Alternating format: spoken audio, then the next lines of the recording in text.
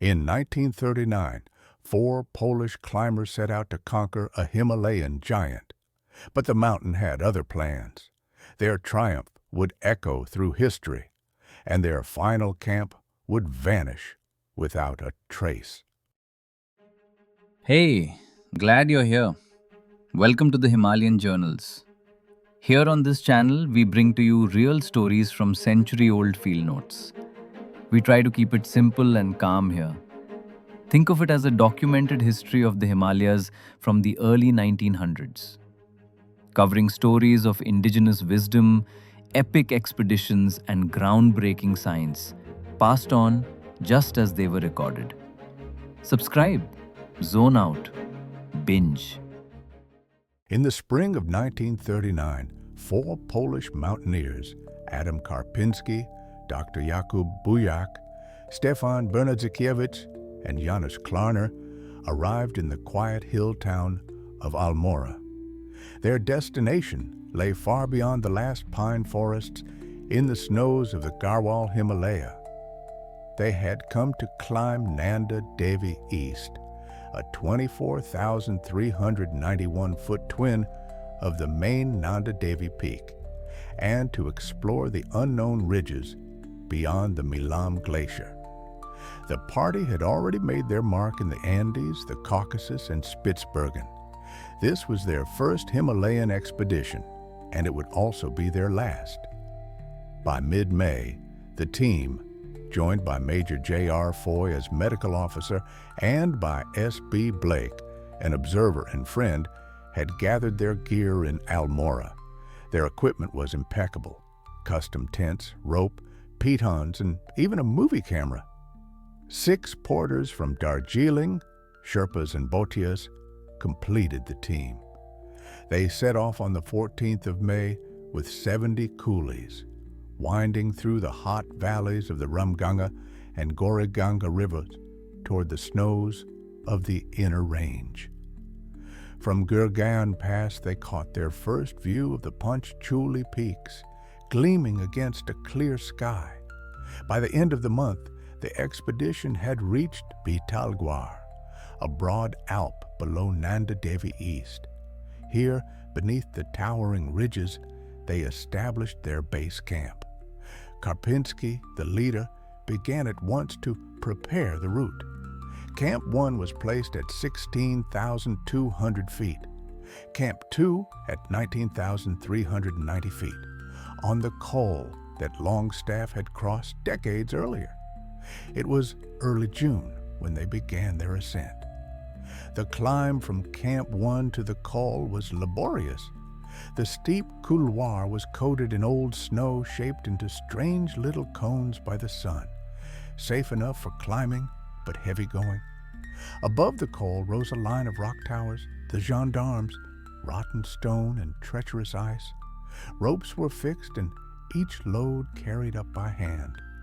Klarner, the youngest, crossed the Jeandarm 7 times, each passage a slow battle against loose rock and snow.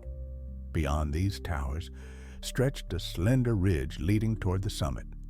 By early June, the climbers were fighting not just the mountain, but the monsoon. Snow fell every night, tents collapsed under its weight, and progress became impossible.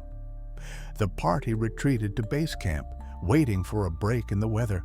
When the skies finally cleared on the 11th, they began again, determined not to turn back. Bujak had recovered from illness and joined the others on the climb. Camps rose higher. Camp 3 at 20,500 feet, Camp 4 at 21,500 feet, and finally, Camp 5 near 23,000. The route was steep and narrow, the ridge corniced and treacherous. Twice avalanches struck close by. Once a cornice broke under Klarner's feet, and only the steadiness of the porter, Dawa Tsering, saved him. Another time, an immense section of snow collapsed beneath Injung, who hung helplessly until rescued. By the end of June, storms had battered the camp for days. When at last the weather cleared, Bojack and Klarner made a final attempt. With them climbed Dawit Zering, their sole porter. On the morning of July 2nd, 1939, they left Camp 5 in bitter cold, the temperature near 0 Fahrenheit. Snowfields rose before them in 3 steep steps. One by one they overcame them, cutting steps in the ice and turning the rocky ledges. At 5:20 in the evening, they reached the summit of Nanda Devi East. For 40 minutes they stood there, surrounded by a sea of cloud. The shadow of their mountain stretched across the horizon. To the west rose the greater peak of Nanda Devi, and far beyond, the pale outline of Gurla Mandata shimmered in the Tibetan light. They left a card with their names sealed in a thermos under a boulder and began the long descent by moonlight. 3 days later, the expedition was safely down. The climb had been a triumph, Poland's first great Himalayan success. But their work was not finished. After rest, they turned north toward the Milam Glacier to attempt the Tirsuli Peaks. Camps were set up at 15,500 and 18,700 feet. On July 18th, Karpinski and Bernadzikiewicz, with 2 porters, went ahead to establish Camp 3 beneath a hanging glacier. The following morning, their companions, Bojack and Klarner, looked up from below and saw only a vast white scar.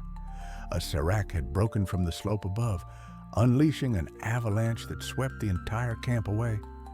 They searched for 2 days, finding only fragments: a torn tent, part of a camera case, 2 boots frozen into the ice.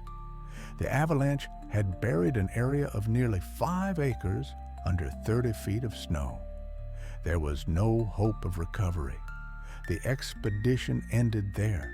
The survivors brought down their camps and returned quietly to Almora. In a few weeks, war would break over Europe and their homeland would be gone.